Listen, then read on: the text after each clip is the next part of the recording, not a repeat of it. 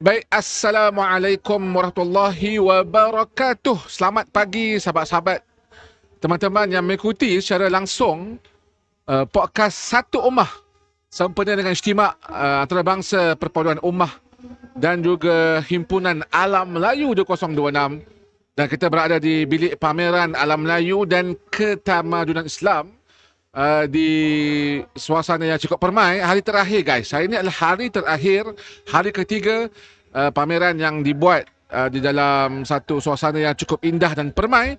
Pameran yang mensoroti segala timeline ataupun frasa masa yang menceritakan bagaimana alam kehidupan ini bermula sejak Nabi Adam sehingga Nabi Muhammad dan sehingga kita lah akhir zaman.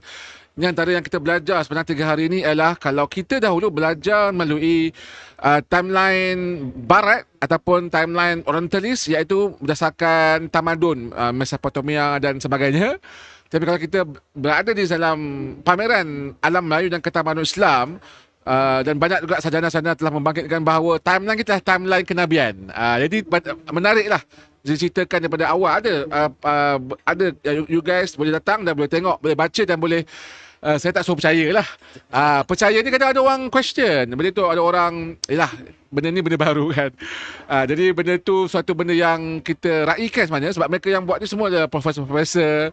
Mereka yang mengkaji secara mendalam satu sisi sejarah meningkatkan jati diri. Ini semua adalah penting.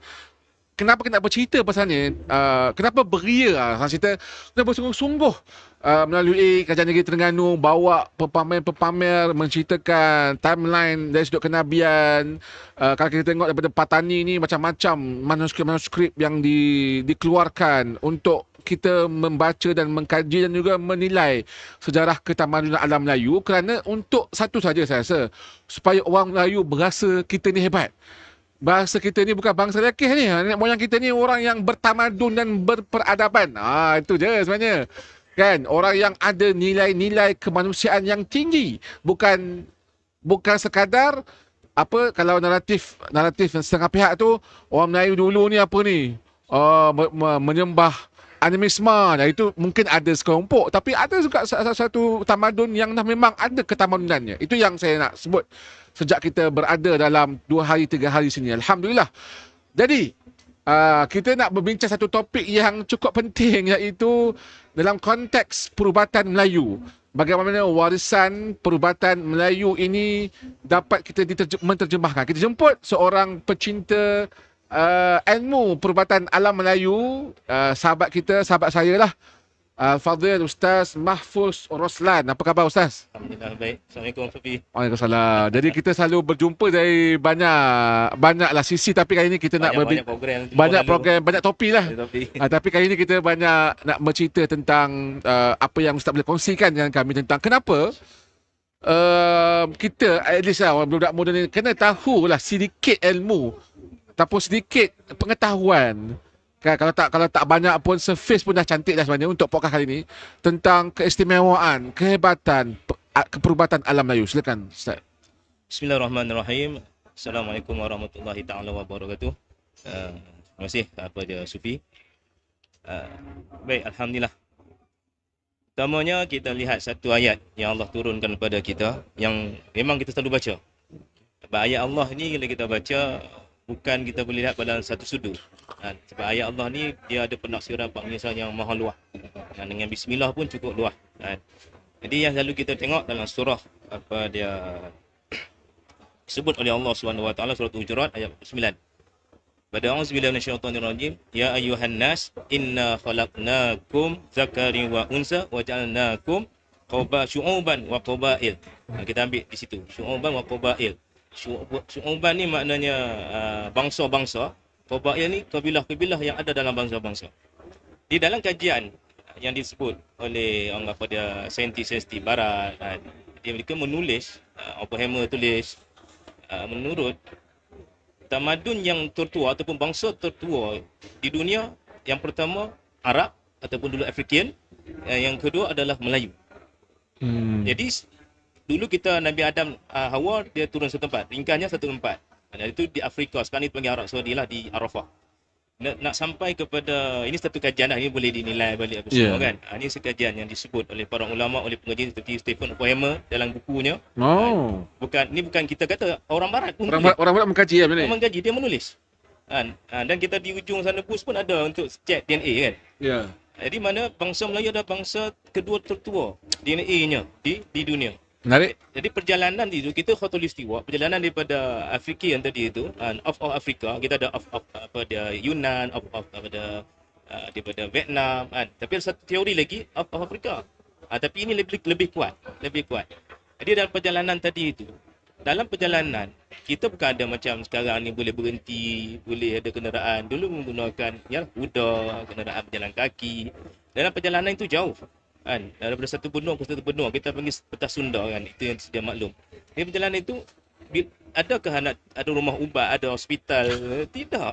Jadi benda yang paling penting dalam perjalanan itu adalah perubatan. Tidak, kita sebut macam Ustaz Amin sebut, jati Melayu itu adalah mempunyai satu keistimewaan perubatan, iaitu mana mereka menguasai ilmu perubatan. Apa jua? Perubatan ni dia tak bawa bahan. Jadi dalam hutan perjalanan tadi itu, melalui jalan-jalan peta Sunda, sebab di atas sana ada ais 5 km tingginya, di bawah laut. Jadi kita peta Sunda Khatulistiwa ni tengah. Itulah perjalanan kita berlalu. Dan bila apa-apa berlaku, sakit, demam, cedera, diserang haiwan, bisa apa semua, jadi mereka ini memerlukan ilmu dan tidak bawa doktor. Kerana apa? Daripada ketua rombongan itu juga dah mempunyai ilmu sebagai seorang jati Melayu, iaitu salah satu ilmunya adalah ilmu perubatan. Ya. Jadi kalau demam, apa bahan pokoknya? Kalau kena bisa, apa bahan? Bahan ni pula bukan semata-mata akar kayu, daun, pokok, ulam, bahkan daripada kayu itu sendiri dan juga daripada batu. Sebab tu salah satu kita boleh ambil keris. Okey, keris. Hulu keris.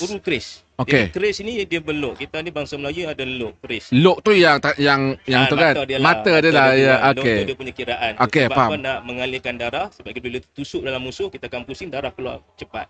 Dan dia ada dia punya miang bisa dia. Ya, Bila ya. ada ulu.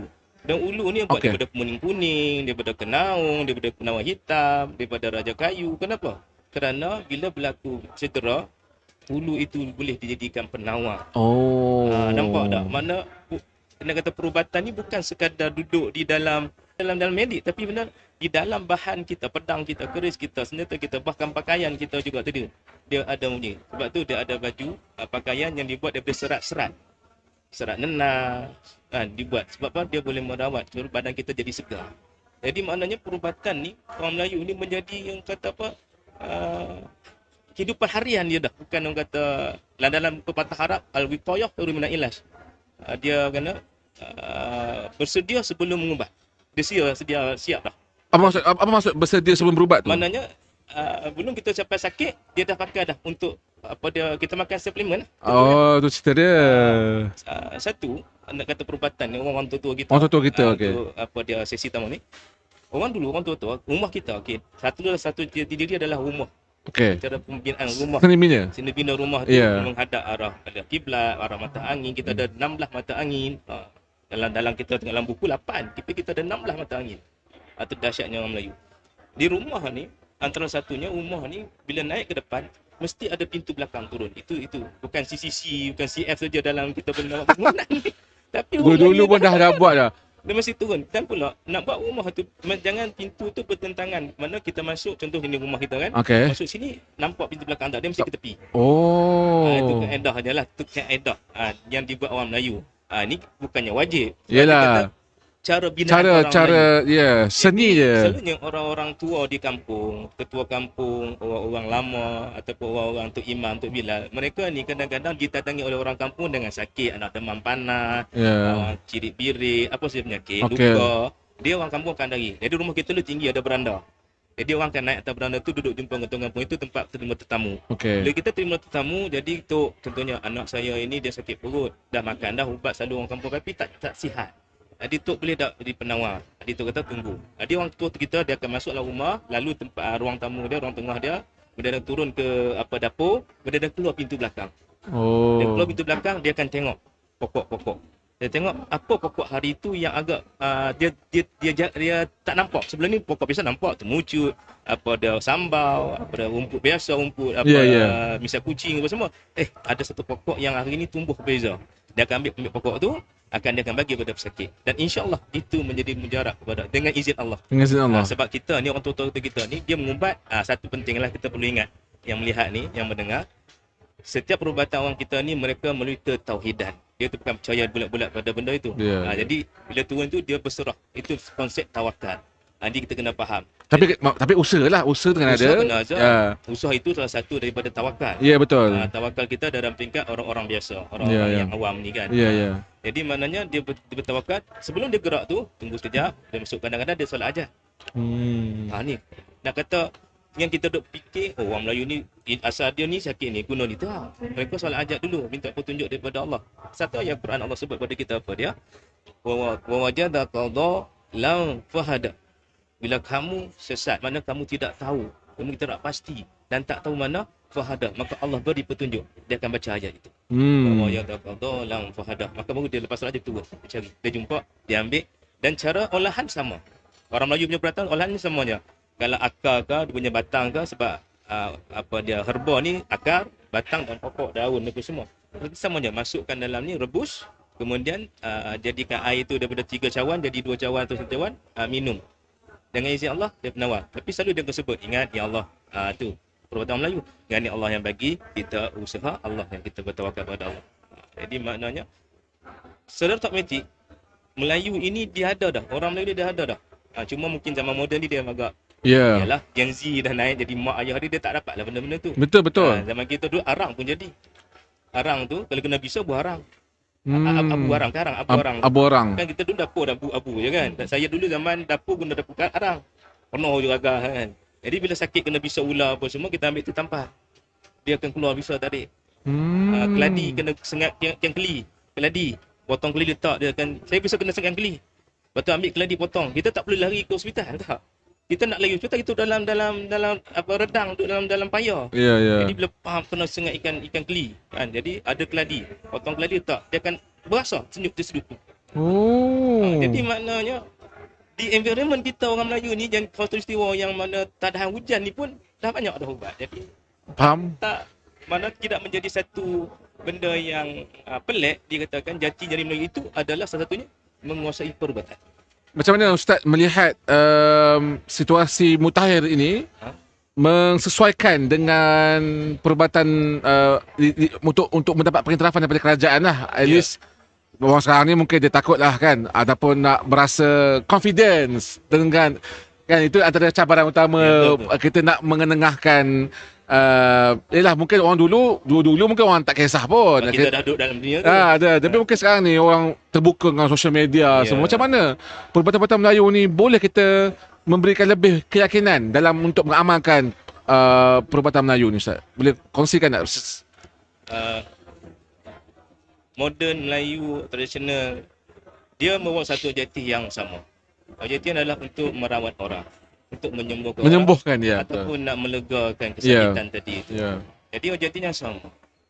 Dari segi pandangan saya lah, tak kisah pun guna apa benda apa, selagi benda tu halal, baik dan bagus. Even kalau benda tu tak ada ubat dan terpaksa guna najis, kan ada hadis Nabi sampai minum air kencing unta untuk ubat, mana boleh.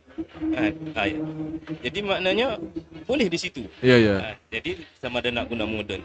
Jadi kalau tanya kami lah sebagai ni, kalau kolaborasi antara moden dan itu bersama, dan alhamdulillah kerajaan pun dah mula mengiktiraf. Kerajaan pun dah mula iktiraf pada perubatan tradisional ya, kemudian dia Melayu, Islam dah mula. Seperti orang kata apa, kalau Cina dah akupuntur kan, nama iktiraf. Itu berbeza untuk Hindu, India. Di Melayu kita pun alhamdulillah kerajaan mula dah iktiraf, dah ada diploma apa semua tadi itu. Dah ada pun lulusannya, kawan-kawan sahabat saya di sini, mereka dah dapat.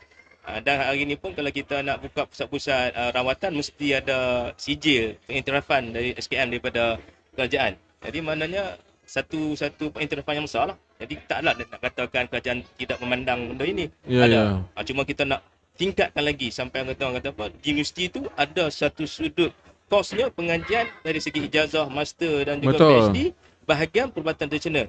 Jadi bila dah ada pengiktirafan, ada sijil, ada kata ijazah yang diiktiraf apa dia kita apa MQA, jadi benda ini tak ada masalah. Betul. Kan?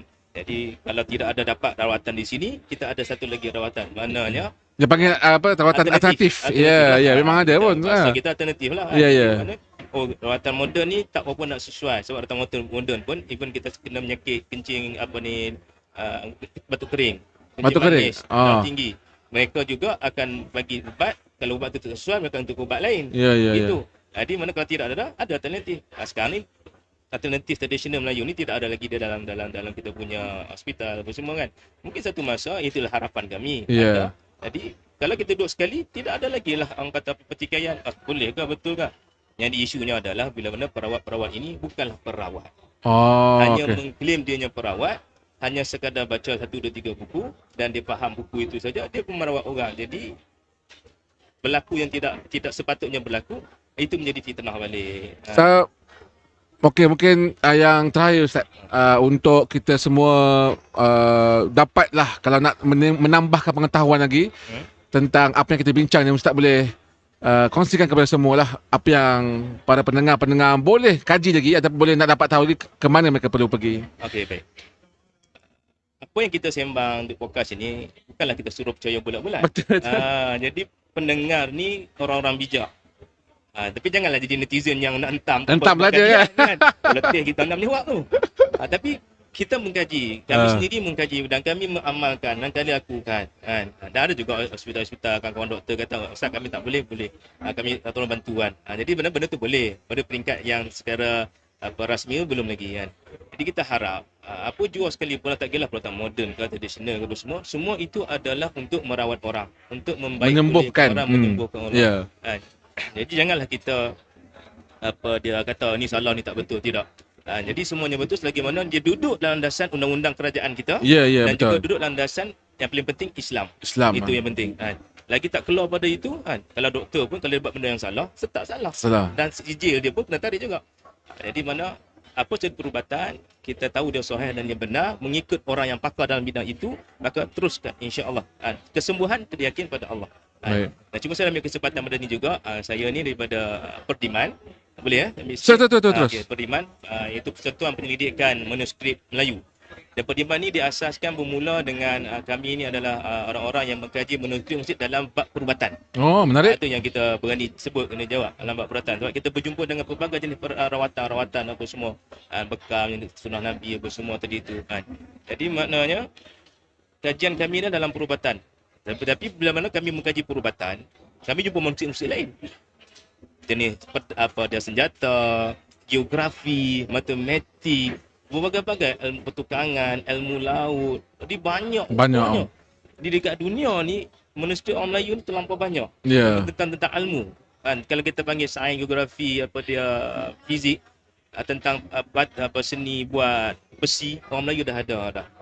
Jadi maknanya kita janganlah berasa kita ini kami orang Melayu saja tak ada apa kot. Tak. Kita kena sedar orang Melayu adalah satu bangsa yang kedudukannya tu sama taraf dengan bangsa-bangsa lain dan mungkin lebih daripada itu dengan izin Allah SWT. Sebab kita sini ada pendidikan ilmu. Betul. Jadi last kali nak sebut, kalau kita rasa nak tengok, nak mengkaji, nak melihat, kita boleh tengok dalam buku-buku yang ditulis. Tib Nabawi ada tentang perubatan lah, usulan perubatan. Apa tu, apa ada Bustanul Salatin, Syekh Nuruddin Al-Niri, boleh sebelum tu dalam bab ke-7 tak Allah ingat. Boleh tengok di situ. Ar-Rahman pun boleh juga. Ar-Rahmah boleh juga. Lagi Tauhid Ihsan, Fitril Ihsan boleh. Tip dan tu juga. Banyaklah kita. Dan kami Perdiman pun dah banyak kat kita. Ini manuskrip Melayu Manuskrip Melayu. Dan kami pun banyak agak. Pergi ke Pulau Penyengat di Riau, Tanjung Pinang, di sini ada rumah ubat. Jadi kita dah ada rupanya orang Melayu kita suka menulis tentang Melayu. Betul, itu yang disebut oleh Ustaz Amin. Ya, dia suka menulis. Kalau pergi ke Pulau Penyengat, akhirnya panjanglah kan. Akhirnya orang Melayu ni dia suka buat buku dalam buku dia. Jadi bila dapat satu ilmu dia tulis. Apa tu manuskrip tu tak tersusun. Jadi kita lah yang menyusunnya dan kita keluarkan untuk disampaikan. Jadi nanti pergi ke bus boleh belilah. Banyaklah. Baik. Terima kasih banyak Ustaz. Saya banyak ilmu dapat hari ini, alhamdulillah, dari sudut perubatan alam Melayu. yang mesti kita gali dan kita bangga lah. Mesti berbangga juga mesti kita gali, dan paling penting kita mesti mengamalkan sebenarnya. Itu yang paling baru dapat rasa dia. InsyaAllah mudah-mudahan ia memberi sedikit kesedaran kepada kita semua, anak-anak muda terutamanya lah. Mesti berasa bangga dan berasa berharganya ketamadunan dan juga peradaban yang kita warisi daripada nenek moyang kita ni, dan jangan berasa apologetik, jangan berasa rendah diri. Kita angkat peradaban bangsa Melayu kita, insya-Allah mudah-mudahan ia menjadi penawar kepada kesenjangan yang berlaku dalam negara kita ni kan. Anak-anak muda ni lebih suka dengan budaya barat. Saya malu berbahasa Melayu, saya lebih berbangga bahasa Inggeris. Tak salah pun. Tapi jangan sampai malu bahasa Melayu tu. Bahasa Inggeris tak ada masalah. Itu komunikasi je. Tapi kita bila malu bahasa Melayu tu something wrong. Itu sampai ke tahap tu. Saya cerita ni realiti masyarakat kini lah. Yang mesti kita ubati, yang mesti kita fahami. Saya ambil apa yang Ustaz Amin sebut. Orang Melayu mesti sekurang-kurangnya ada 16 jati diri Melayu. Pegang satu pun cukup lah. Antara yang paling mudah berbusana lah kan. At least kurang-kurangnya, walaupun tu terlalu mudah lah membakai kan. Tapi kurang-kurangnya sekurang-kurang permulaan. Permulaan. Bukan tak, dan jangan cakap bukan tak boleh pakai blazer, boleh. Cuma at least you tahulah cara pakai tanja, apa benda semua, keris kat mana letak. Sekurang-kurangnya ilmu tu ada, at least kurang-kurangnya membezakan kita dengan bangsa-bangsa lain. Itu saja daripada kami. InsyaAllah ini permulaan saja. Boleh ke banyak lagi nak bincang ni. Tadi macam tak ada banyak benda kan. Ada banyak bila kita bincang podcast macam tu lah. Podcast mana tak habis kan. Kita nak bagi laluan pada orang lain juga. Kita berjumpa di podcast yang seterusnya. Boleh terus like dan share dan komen di bawah podcast Satu Ummah untuk meningkatkan kesedaran kita bersama. Itu saja daripada kami. Terima kasih. Assalamualaikum.